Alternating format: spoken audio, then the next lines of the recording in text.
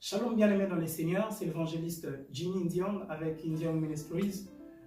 Merci de votre présence, de nous suivre au travers de cette vidéo. J'aimerais en quelques minutes nous partager une petite pensée tirée dans le livre de Genèse, le chapitre 3, le verset 4 au verset 5. C'est des questions de la tentation du diable lorsqu'il est venu tenter l'homme et la femme dans le but de manger aux fruits que Dieu les avait défendus. La Bible nous dit dans le verset 4, alors le serpent dit à la femme, vous ne mourrez pas.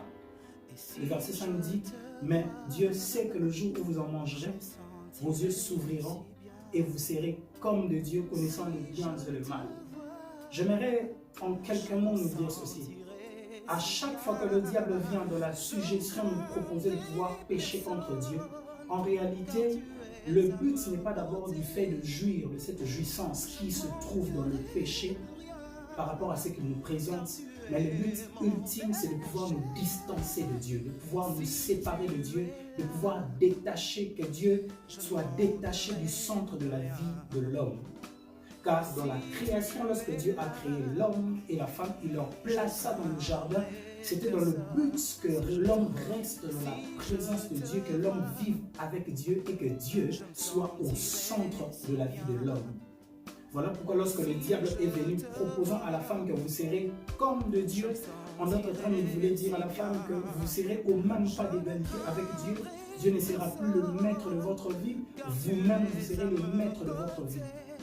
C'est par là que le diable, à chaque fois qu'il vient tenter les enfants de Dieu, c'est dans le but de nous pousser, d'avoir une vie anthropocentrique, une vie centrée sur nous-mêmes, sur nos propres besoins, une vie auquel Dieu n'est plus le maître, où le Christ ne règne plus, le Christ est décentralisé de la vie de l'homme. Mais dans ces quelques minutes, j'aimerais nous dire ceci, il n'y a pas une meilleure vie sans Christ. La vie, elle est belle, elle est bonne, c'est quand Christ est au centre de la vie d'un être humain.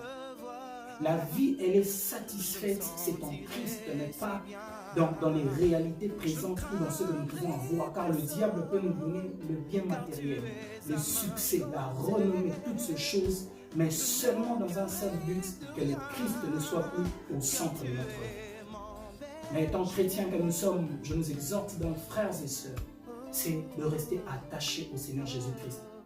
Que lorsque la tentation frappera à la porte de notre vie, rappelons-nous d'une seule chose, que le but ultime du diable lorsqu'il vient nous tenter, c'est pour que Christ soit décentralisé de notre vie, que nous puissions nous séparer de lui, que Christ ne soit plus notre centre d'intérêt, le socle et le centre de notre vie. Mais à quoi ça servirait à un homme de pouvoir gagner tout ce monde, de pouvoir avoir la vie qu'il veut avoir, sans que le Christ soit au centre de sa vie? J'aimerais nous dire, en nous répétant encore cette phrase, la vie, elle est satisfaite, c'est en Jésus-Christ. Il n'y a pas de vie satisfaite sans le Christ. C'est pourquoi, à chaque fois que le diable viendra à notre porte, viendra à votre porte, rappelez au diable ceci. Christ est le centre de notre vie, alors nous ne voulons pas le décevoir. Nous aimerions que Christ reste au centre de notre vie. Nous ne voulons pas le décentraliser sur base d'une jouissance de quelques minutes en péchant pour blesser notre Dieu. Alors restons attachés au Seigneur Jésus-Christ, que peu importe les réalités, les circonstances, les difficultés à laquelle vous êtes confrontés, que nous tous nous puissions regarder au Christ qui est notre Seigneur et le consommateur de notre foi. Que Dieu soit avec vous, qu'il vous assiste, qu'il nous assiste tous, afin de rester attachés avec nous. Alors je vous dis que Dieu vous bénisse abondamment chez vous. À nous revoir prochainement. Merci bien.